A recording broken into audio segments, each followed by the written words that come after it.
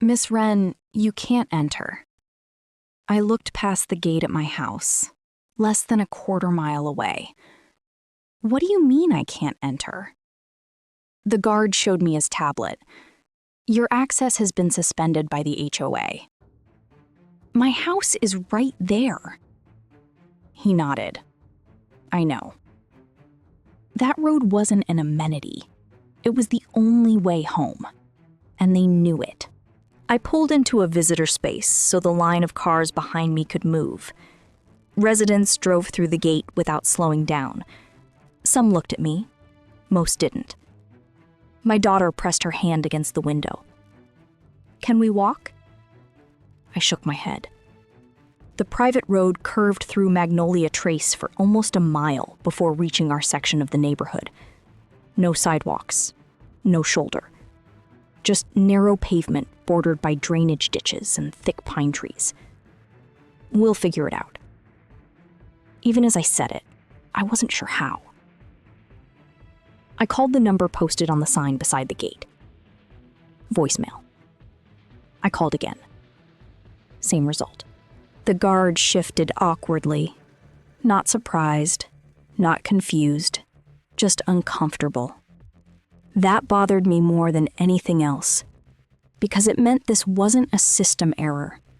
He'd done this before. His radio crackled. Gate 3, same issue. He pressed a button on his earpiece. Copy that. Same issue. Not my issue. The same issue. A silver sedan pulled into the visitor lane beside me. The driver rolled down her window. They get you too? Before I could answer, she looked toward the guard booth and lowered her voice. They did this to the Wilsons last month. Then she drove away. The Wilsons. I knew them. 2 houses over.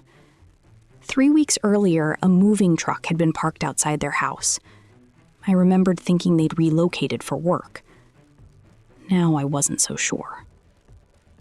I opened my email. At the top of my inbox was a message sent at 9:13 that morning. The subject line made my stomach drop. Access privileges suspended. I opened it. The message was signed by the Magnolia Trace HOA board.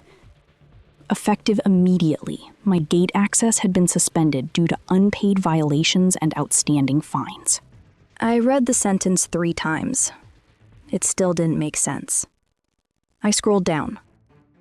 Total amount due, $1,842. I opened the attachment. Overgrown grass. Trash bins visible from the street. A contractor van parked too long in my driveway. A basketball hoop that supposedly violated community guidelines. $35 became $75. $75 became $150. Then came the late fees, administrative fees, interest charges. By the bottom of the page, I owed $1,842. I looked back at the guard. Can they really do this? He glanced toward the booth, then toward the gate. Finally, he looked away. I can't comment on HOA decisions, ma'am. That wasn't a no. My daughter unzipped her backpack. I have homework. She handed me a permission slip. I need you to sign this tonight. I took the paper without looking at it. For a second, I imagined explaining this to her teacher the next morning. Sorry we were late. The HOA wouldn't let us go home. I called the HOA management company. Voicemail. I called the emergency number. Voicemail again. I sent an email. No response. Then I noticed another attachment. Board meeting minutes. I opened the file. 3 days earlier, during a special meeting I didn't know existed, the board had voted unanimously to suspend my access rights. No warning, no hearing, no opportunity to dispute the fines. Nothing. Just a vote. Item 4B. owner access suspension. My address.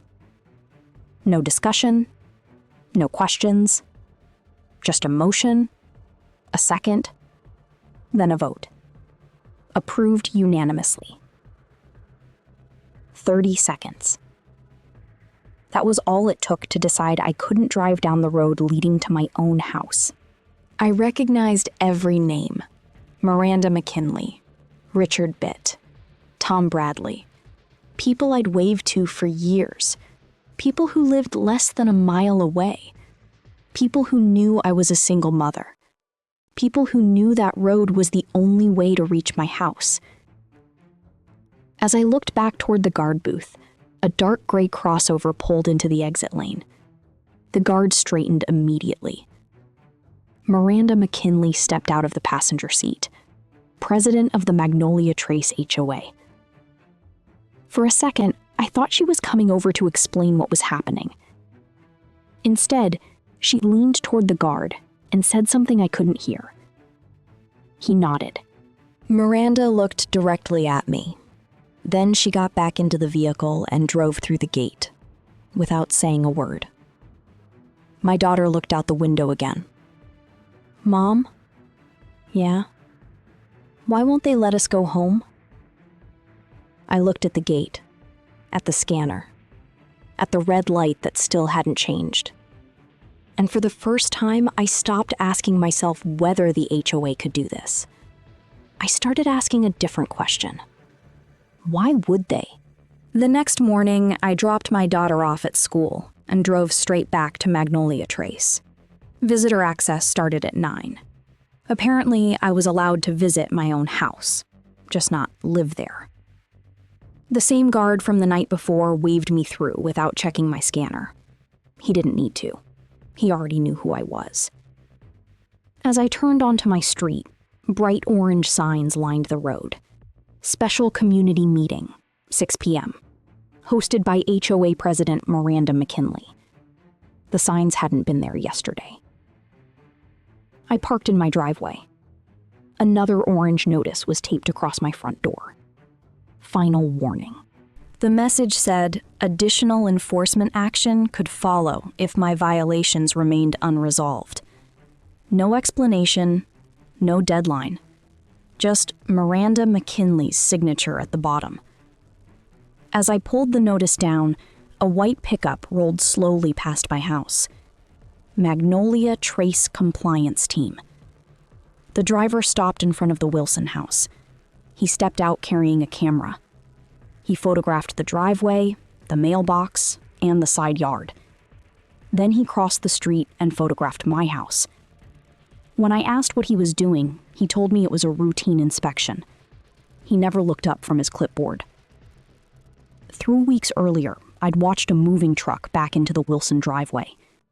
Now, the house sat empty. The realtor sign was gone. Only the patch of dead grass beneath it remained. That evening, the clubhouse parking lot was already full when I arrived. In 5 years at Magnolia Trace, I'd never seen that many people at a board meeting. Usually residents ignored them. Tonight, every seat was taken. People weren't talking about landscaping. They were talking about the gate. Miranda McKinley stood at the front of the room wearing a navy blazer and holding a wireless microphone. Richard Bitt sat beside her. Tom Bradley, the board treasurer, kept his eyes fixed on the table. When Miranda saw me walk in, she smiled.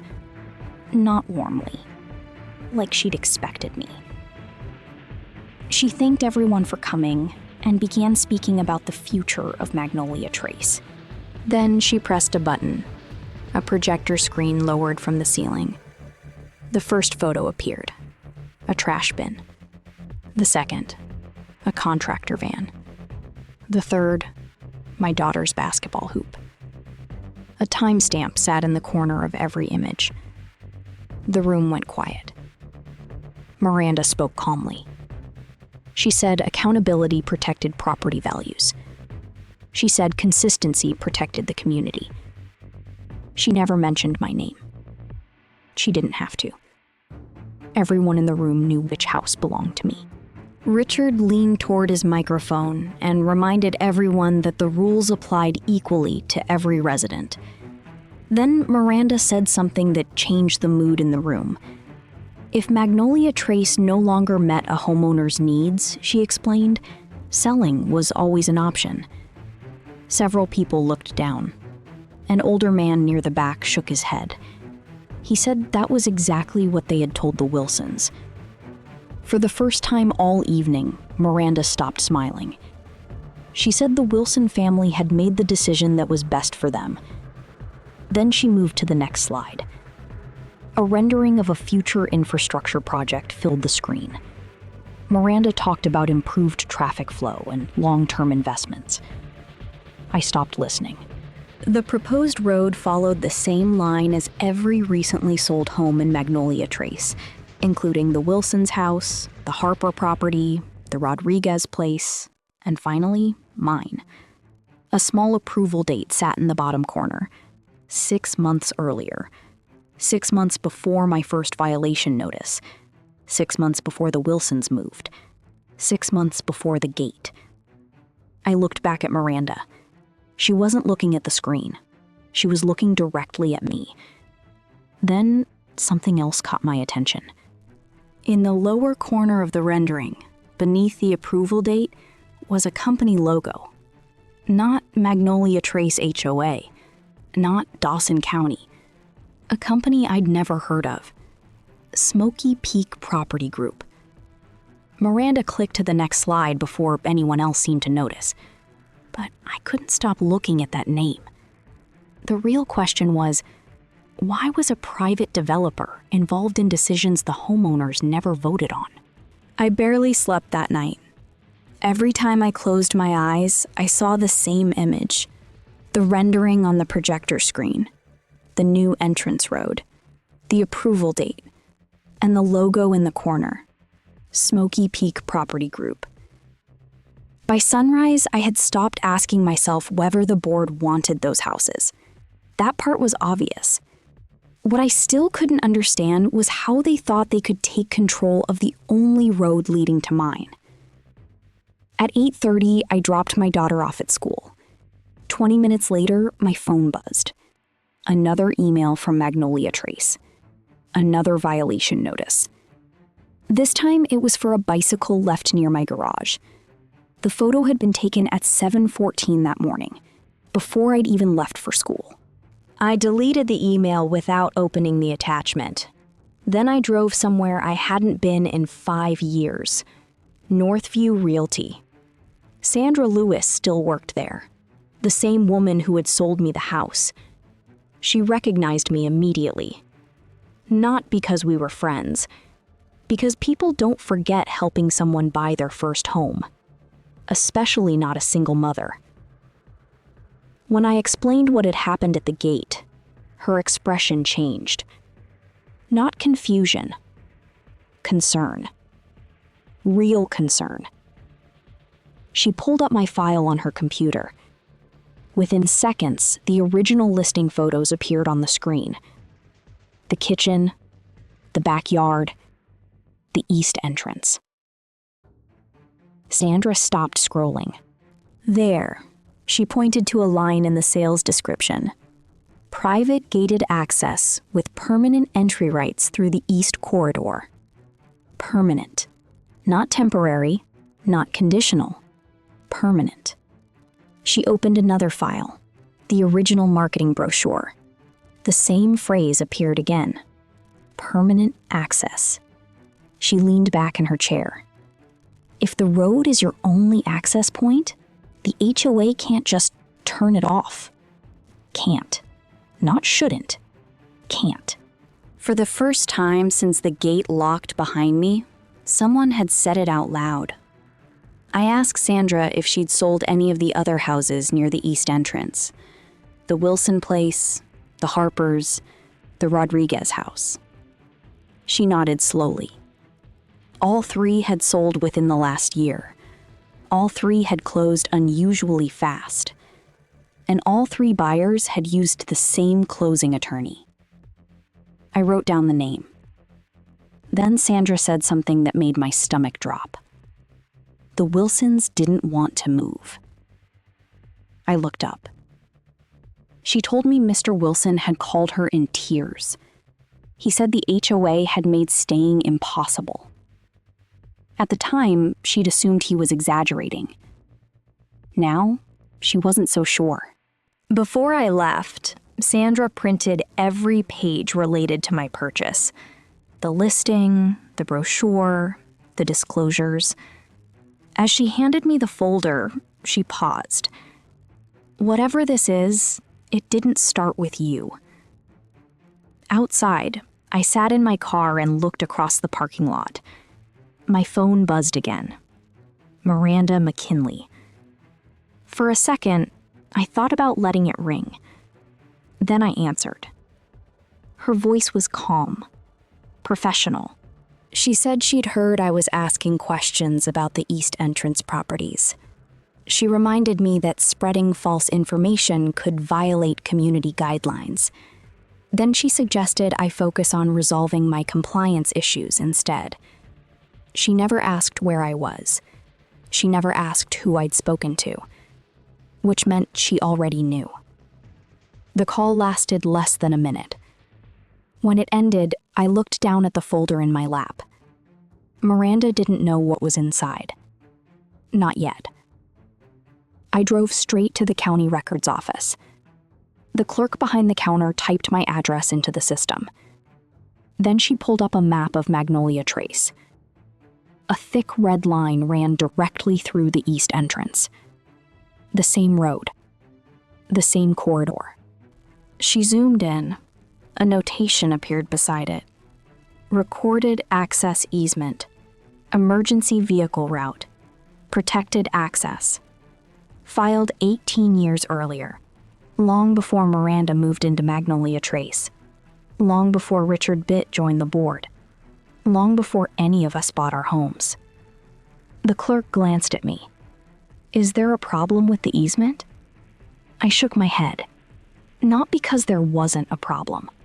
Because I suddenly realized the problem wasn't the road. The road had already been settled. Legally. Years ago. Which meant Miranda already knew she couldn't control it. I walked back to my car, carrying the county printout. As I opened the door, I noticed something tucked beneath my windshield wiper.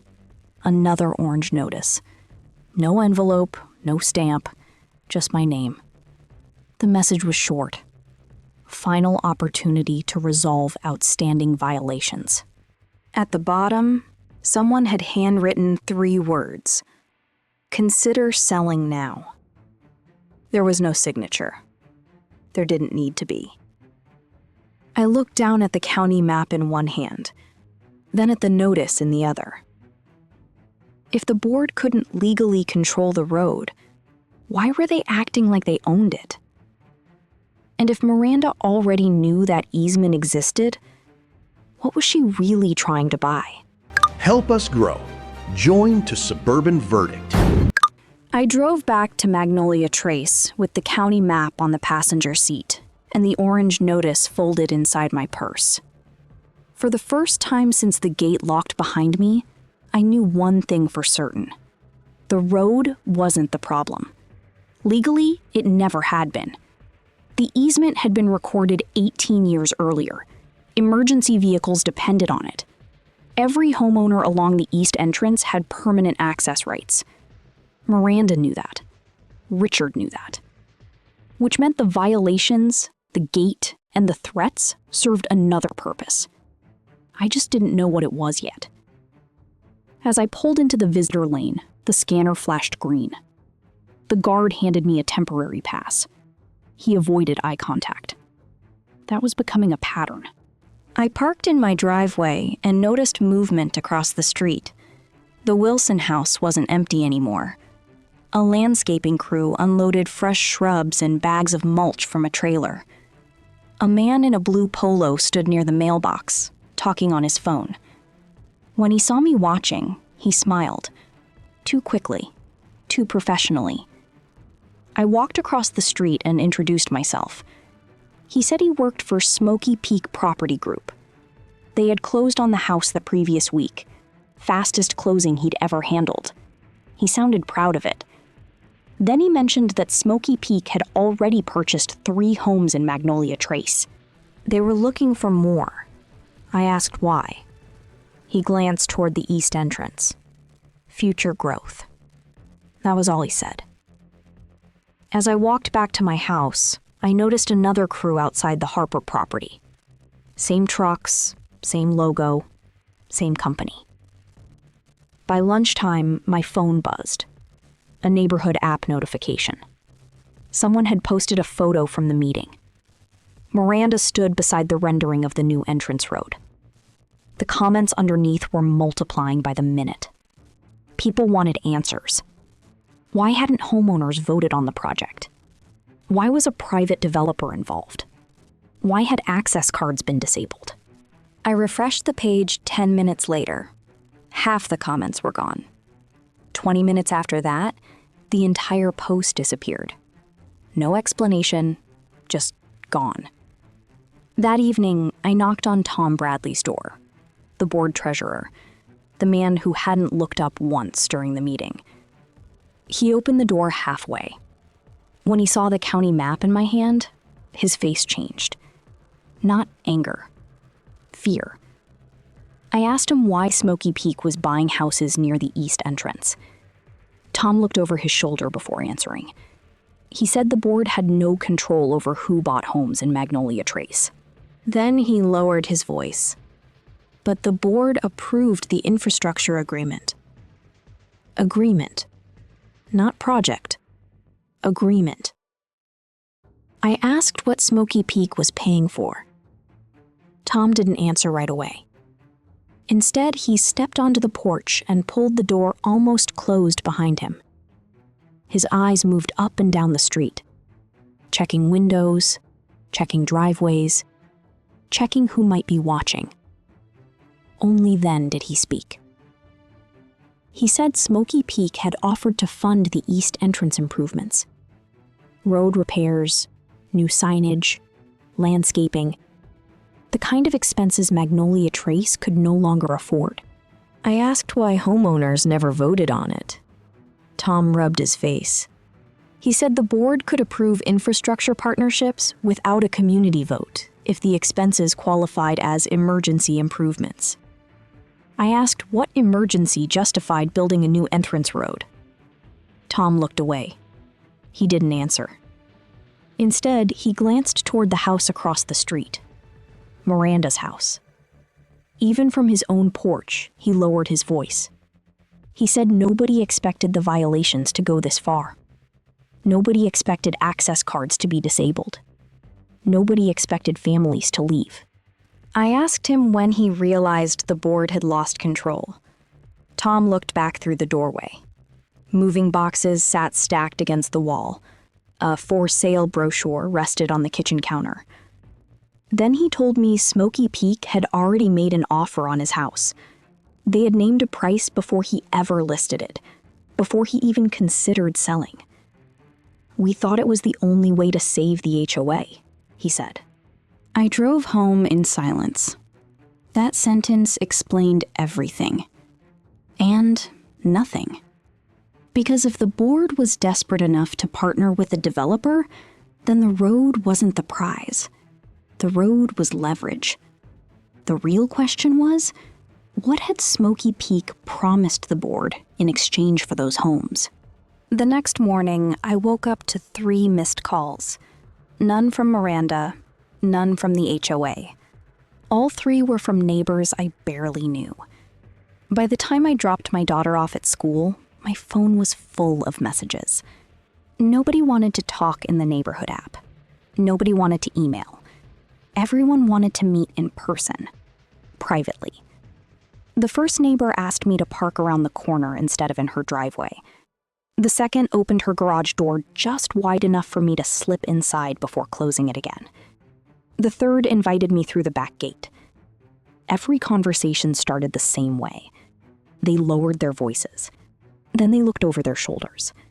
One woman showed me a folder so thick she had wrapped a rubber band around it. The folder was filled with violation notices, denied appeals, and late fees. Every page carried Miranda McKinley's signature. A retired firefighter named David Mercer told me his access card had been suspended for 3 days after he questioned the board about rising insurance costs. A young couple on Cedar Run Drive said they stopped attending meetings after receiving violation notices the same week they opposed a landscaping assessment. Nobody called it retaliation. Nobody had to. By lunchtime, I realized something worse than anything I'd found in the county records. Everyone thought they were the only one. That was how Miranda kept control. Not by convincing people, by isolating them. As I got back into my car, my phone buzzed. An unknown number. When I answered, nobody spoke. The call disconnected after a few seconds. 2 minutes later, a text message appeared. Stop asking questions. No name. No explanation. Just 5 words. I drove home and found an envelope sitting on my front porch. No stamp, no return address. Inside was a copy of last year's annual meeting agenda. One item had been highlighted in yellow. Board election results. Below it, someone had handwritten 3 words. Check the proxies. I read the page twice. Then I drove straight to the clubhouse. The receptionist told me homeowners could review meeting records during business hours. When I asked for the election files, her smile disappeared. She vanished into a back office for nearly 10 minutes. When she returned, she placed a thick binder on the counter. The board had won every election by overwhelming margins. Miranda, Richard, Tom, year after year. The numbers barely changed. That didn't make sense. Most homeowners never attended meetings. Miranda complained about low participation every year. So I toned to the proxy forms. Homeowners who couldn't attend could assign someone else to vote for them. Page after page carried the same blue ink, the same handwriting, the same mailing address. Smoky Peak Property Group. I kept turning pages.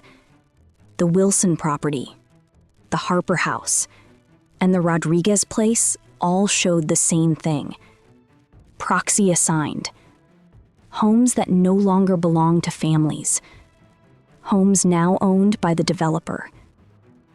Homes whose votes still counted. A shadow crossed the counter. I looked up. Miranda stood a few feet away. Perfect posture. Perfect smile. She asked if I'd found what I was looking for. I closed the binder. She said community governance could be complicated. Then she reminded me that misinformation created unnecessary division. I asked why a developer needed voting rights in a residential neighborhood. Her smile never changed. She said Smoky Peak was a homeowner, just like everyone else. Then she stepped closer, close enough that nobody else could hear.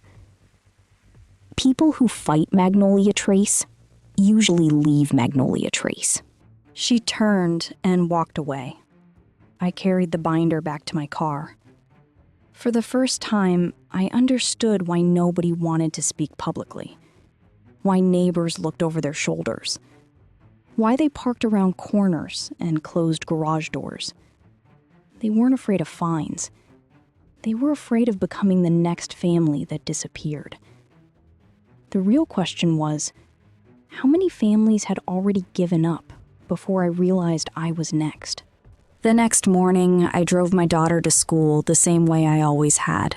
Same road, same stop signs, same houses. But for the first time since moving to Magnolia Trace, I realized I was counting them. The Wilson house, the Harper place, the Rodriguez property. 3 homes, 3 families, gone. My daughter stared out the window as we passed the Wilson driveway. The basketball hoop was gone.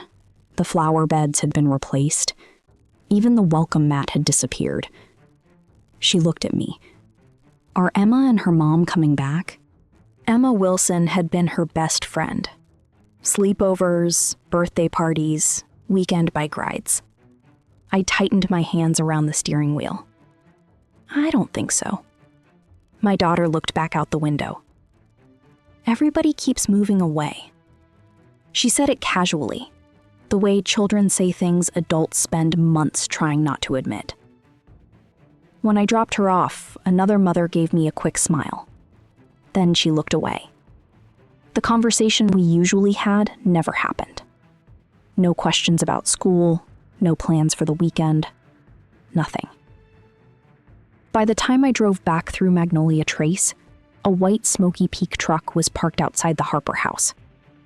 2 workers unloaded shrubs and stacked boxes of new address numbers near the garage. Everything moved fast, too fast. It felt less like a neighborhood and more like a turnover schedule. I parked in my driveway and looked down the street. 5 years earlier, every house had belonged to someone I knew. People borrowed ladders, watched each other's dogs, picked up packages when someone was out of town. I had moved to Magnolia Trace because it felt like the kind of place where life could finally slow down. Quiet streets, kids riding bikes after dinner, neighbors waving from front porches. A place where my daughter could grow up knowing the names of the people around her. That was what I thought I was buying. Not just a house, a neighborhood. Now, half the driveways sat empty during the day, and the houses that weren't empty belonged to people I didn't recognize. My phone buzzed. David Mercer. He asked if I wanted coffee. 10 minutes later, I met him at the small park near the east entrance. He sat at the same picnic table where the neighborhood used to hold 4th of July cookouts. The table looked smaller than I remembered. David handed me a coffee and looked toward the empty playground. No kids anymore, he said. He wasn't wrong.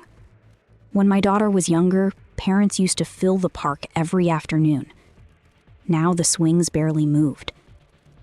I asked him how long he'd noticed things changing. He said it happened slowly. One family left, then another. People stopped attending block parties. The Christmas decorating contest disappeared. The neighborhood newsletter stopped printing birthdays and anniversaries. One year, nobody volunteered to organize the summer barbecue. The next year, nobody asked about it. David shook his head. 5 years ago, everybody on this street knew each other's names. He pointed toward the east entrance. Now, half those mailboxes belong to people who don't even live here. I asked him how many homes Smoky Peak owned. He said nobody really knew. The properties were spread across different companies and mailing addresses, but the trucks were always the same. The landscaping crews were always the same.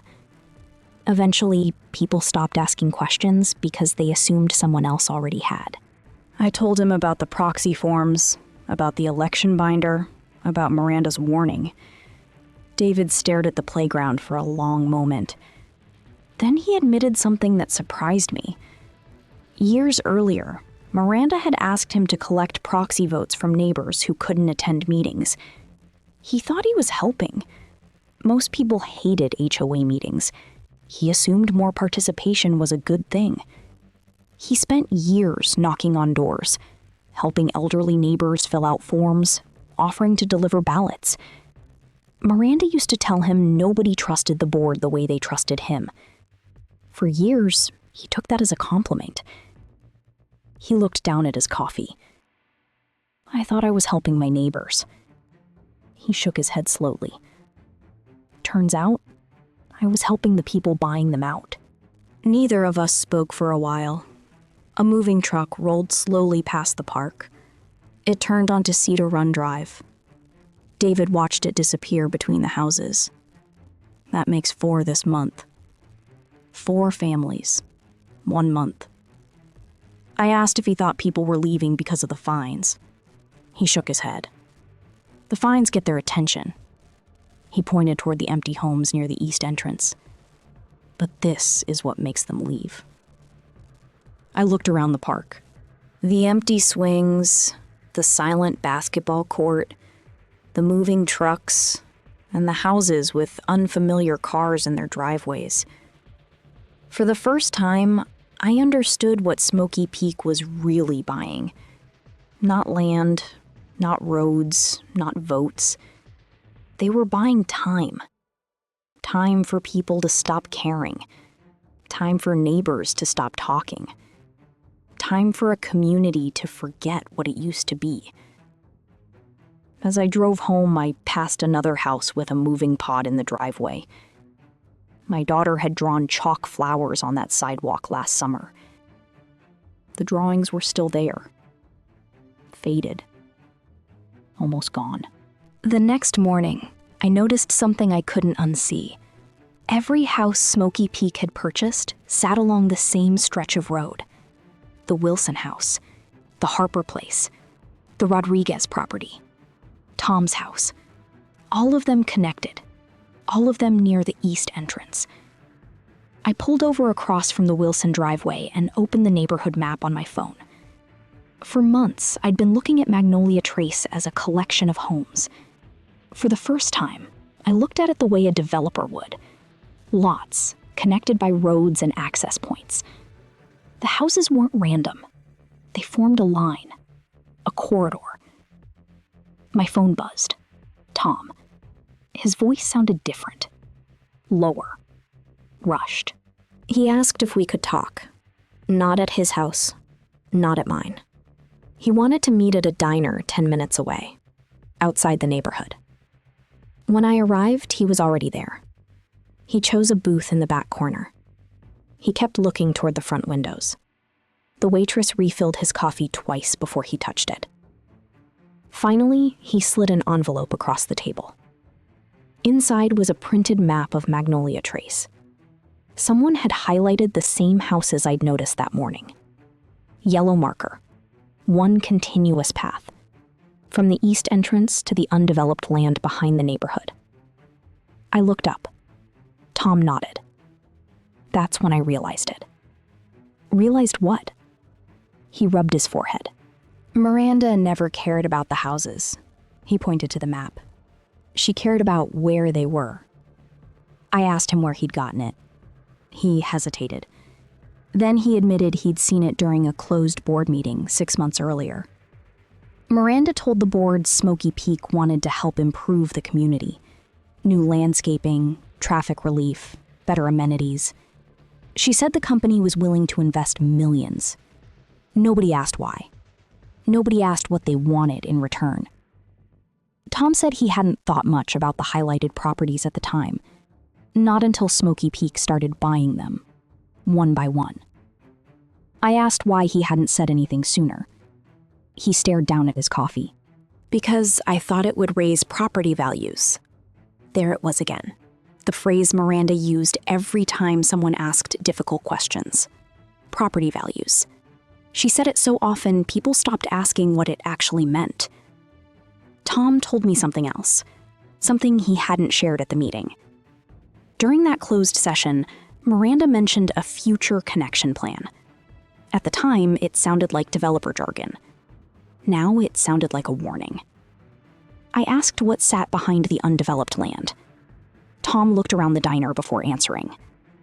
A state highway expansion had been approved 2 years earlier. Most residents barely noticed. The project was miles away. Or at least, that's what everyone thought. Tom reached across the table and tapped the map.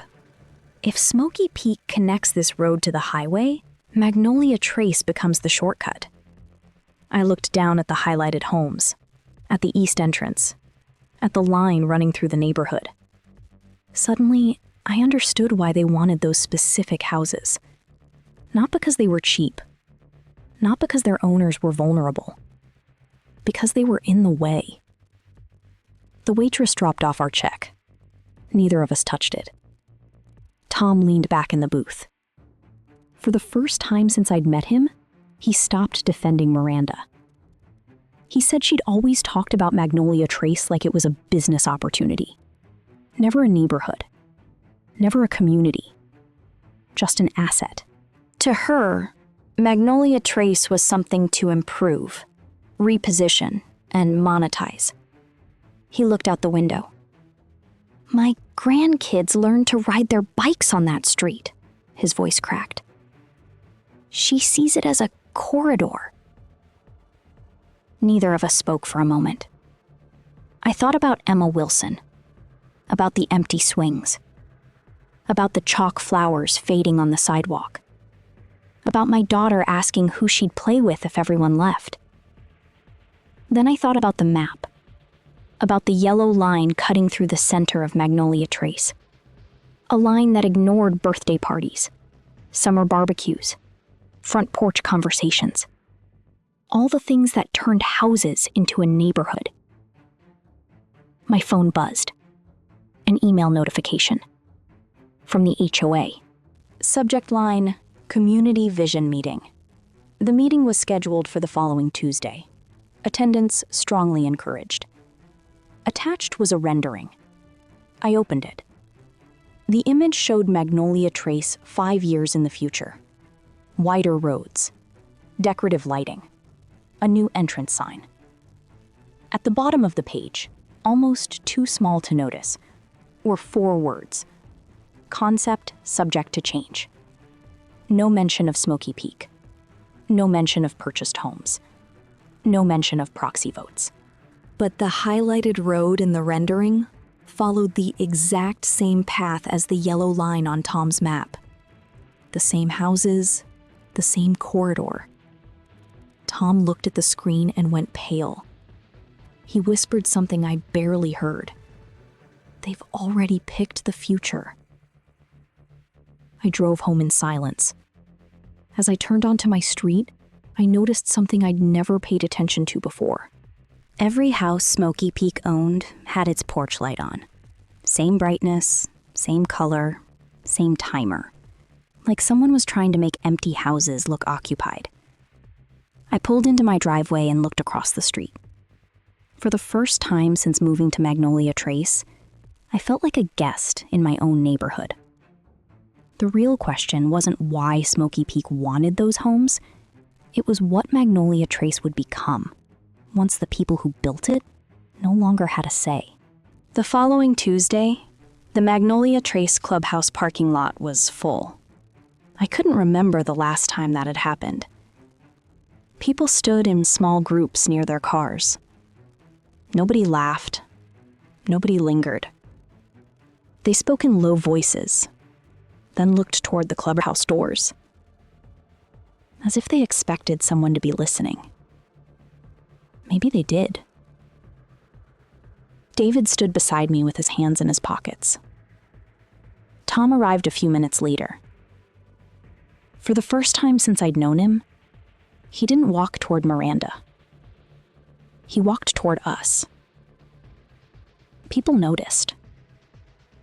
You could see it in the way conversations stopped, the way heads turned. Inside, every chair was taken. Homeowners lined the walls. Some stood in the back. Others sat on the floor. The atmosphere felt less like a neighborhood meeting and more like a courtroom. Miranda stood at the front of the room beside a large screen. Perfect posture, perfect smile. Richard sat beside her, shuffling papers. Neither of them looked surprised by the turnout. That was the first thing that worried me. Miranda welcomed everyone and thanked us for caring about the future of Magnolia Trace. Then she clicked the remote. The rendering from the email appeared on the screen. Wider roads, decorative lighting, new landscaping, updated entrance signs. A neighborhood that looked more expensive, more polished, less familiar. Miranda called it a long-term vision plan. She said Magnolia Trace had an opportunity to evolve, to stay competitive, to protect property values. There it was again. Property values. People shifted in their seats. Nobody interrupted. Not yet. Miranda explained that no decisions had been made. Everything was preliminary. Community feedback was important. Then she moved to the next slide. Aerial photos, traffic patterns, future growth projections, developer language, charts, numbers, words that sounded impressive but meant nothing to the people in that room. David leaned toward me. Notice what she's not showing. I knew exactly what he meant. No map of the purchased homes, no mention of Smoky Peak, no mention of proxy votes, no mention of the corridor. Miranda opened the floor for questions. Nobody moved. The room stayed silent. For a moment, I thought everyone would leave exactly the way they'd come in. Quiet, careful, afraid. Then Tom stood up. The entire room turned toward him. Even Miranda looked surprised. Tom cleared his throat. He asked why every home Smoky Peak had purchased sat along the same route shown in the rendering. The room changed. People looked at each other. Whispers spread. Miranda smiled. She thanked Tom for his question.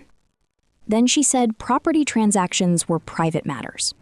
Smoky Peak was simply an investor, nothing more. Tom didn't sit down. He asked if Smoky Peak had attended closed board meetings. Miranda's smile tightened.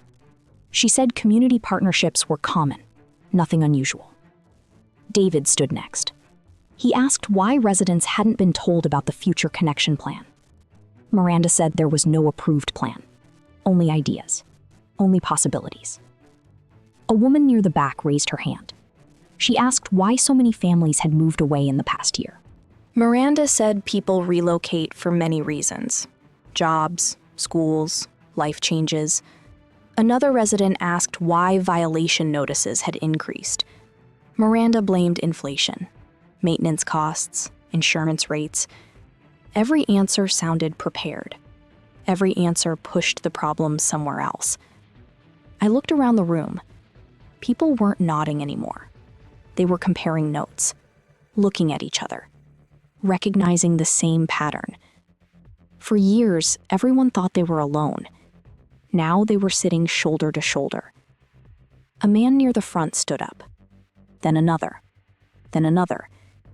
One family talked about fines. Another talked about access cards. A retired teacher described receiving 3 violations in 1 month after questioning a budget increase. A young father said Smoky Peak had offered to buy his house twice. Each story was different, until it wasn't. Miranda tried to move to the next agenda item. Nobody let her. For the first time all evening, she lost control of the room. Richard leaned over and whispered something in her ear. She nodded. Then she did something none of us expected. She thanked everyone for their passion. She said change was difficult. She said misinformation could spread quickly during uncertain times. Then she announced that any future decisions would require a community vote. The room grew quiet again. For a second, people relaxed. A vote sounded fair, democratic, reasonable. Until David looked at me. I saw it in his face before he said a word. The proxies. Miranda knew exactly what she was doing. She wasn't afraid of a vote. She was counting on one. Tom understood it at the same time. He looked around the room, at the families, at the empty chairs belonging to neighbors who had already left, at the homes now owned by Smoky Peak. The room erupted again. People started asking how votes would be counted, who could vote, which properties qualified. Miranda didn't answer. She simply said the board would follow established procedures. Then she ended the meeting. Just like that. People stayed behind in clusters. Nobody rushed home. Neighbors who hadn't spoken in months exchanged phone numbers. Others compared violation notices. For the first time since this started, the fear felt different. It wasn't disappearing, but it was changing. Fear had kept everyone isolated. Now it was bringing them together. As we walked toward the parking lot, David stopped beside his truck. He looked back at the clubhouse, at the lights still on inside, at Miranda's silhouette moving behind the windows. They wanted us to think we were powerless. Tom nodded. Maybe we were. He looked at the residents gathered in the parking lot. Maybe we're not anymore. My phone buzzed. An email from the HOA, sent 6 minutes earlier. Subject line, official notice of special community vote. I opened the attachment. The vote was scheduled for the following week. Too fast. Much too fast. At the bottom of the notice was a single sentence. Voting rights apply to all property owners of record. I looked up at Tom, then at David. Neither of them needed to say it. We were already doing the math. The real question wasn't whether the community would vote. It was whether the community still had enough votes left to matter. By sunrise, the neighborhood group chat had crossed 100 members. Every few minutes, another notification appeared. A violation notice, a screenshot, an email, a photo of a fine taped to a front door. People who hadn't spoken in years were finally comparing stories. And for the first time, the stories matched. I spent the morning driving through Magnolia Trace with David and Tom, not looking for evidence, looking for people. The Wilson house, empty. The Harper place, empty. The Rodriguez property, fresh mulch, new address numbers, no cars, no lights, no life. Just enough maintenance to make the houses look occupied from a distance. At the east entrance, a smoky Peak truck sat beside the road. 2 workers measured something near the curb. When they saw us slow down, they packed up their equipment and left. David watched them disappear. Then he shook his head. 6 months ago, nobody would have questioned that. Tom sat in the back seat holding a stack of proxy forms. For years, he'd defended Miranda. Now he couldn't stop replaying every meeting he'd ignored, every email he'd deleted, every question he never asked. We stopped at the small park near the entrance, the same park where my daughter used to spend entire afternoons. The swings moved in the wind. Nobody was there. David looked toward the empty basketball court. Then he said something that stayed with me. Miranda didn't take this neighborhood from us. He looked down at the stack of papers in Tom's hands. We handed it to her. That afternoon, we met Daniel Brooks at the clubhouse parking lot. Not his office, not a conference room. Right there, where everyone could see us. He read through the board notices, the meeting minutes, the renderings, and the emails residents had saved. When he finished, he closed the folder. The easement isn't the problem. We waited. The problem is that nobody told homeowners what these changes were really for. He held up the rendering from the vision meeting. Wider roads, new landscaping, updated entrances. Everything designed to look like an improvement. Nothing about redirecting traffic. Nothing about connecting future development. Nothing about granting permanent access rights. He looked at us. If homeowners weren't given complete information, they couldn't make informed decisions. No speeches. No promises. Just facts. Then he asked a simple question. How many people here actually voted in the last board election? Nobody answered. Not because we didn't know. Because we did. Very few. Daniel nodded. In Georgia, homeowners can remove board members. He pointed toward the clubhouse. But only if homeowners show up. The parking lot was quiet. Then Susan, the retired teacher, took a step forward. She said she'd lived in Magnolia Trace for 11 years and had never attended a single meeting. The young couple from Cedar Run admitted they'd thrown every HOA notice straight into a kitchen drawer. Tom looked embarrassed. He said he'd spent years collecting proxies for Miranda because he thought he was helping. David stared at the empty playground. Nobody blamed anyone, because everyone understood the same thing. This hadn't happened overnight. It happened one ignored meeting at a time, one unopened email at a time, one signed proxy at a time. By 5 o'clock, people started arriving. Not for a meeting, for each other.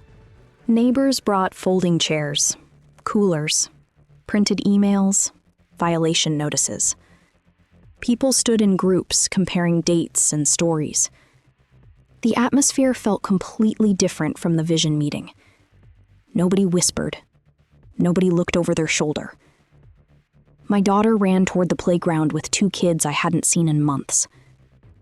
For the first time in weeks, I heard laughter. Real laughter. Not forced, not nervous. Normal. I looked around and realized something had changed.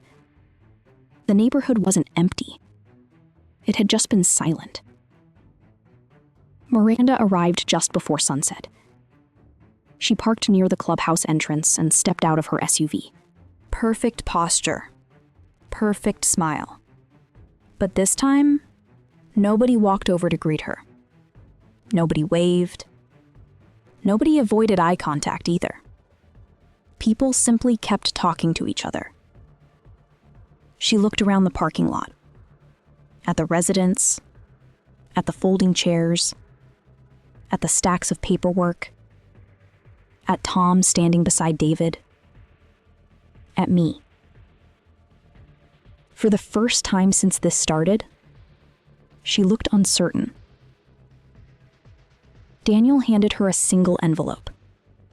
Inside was a formal petition, requesting a special meeting to remove the current board. Miranda's smile disappeared. Just for a second. Then it came back. She said residents had every right to participate in community governance. David almost laughed. Tom didn't look away. Neither did I. Miranda took the envelope and walked into the clubhouse alone. The door closed behind her. Nobody followed. Nobody needed to. Because this wasn't about one meeting anymore. It wasn't about one fine, or one gate, or one easement. It was about a neighborhood remembering that it belonged to the people who lived there. As the sun disappeared behind the trees, I watched my daughter running across the playground with her friends. The swings were moving again. The basketball court wasn't empty anymore.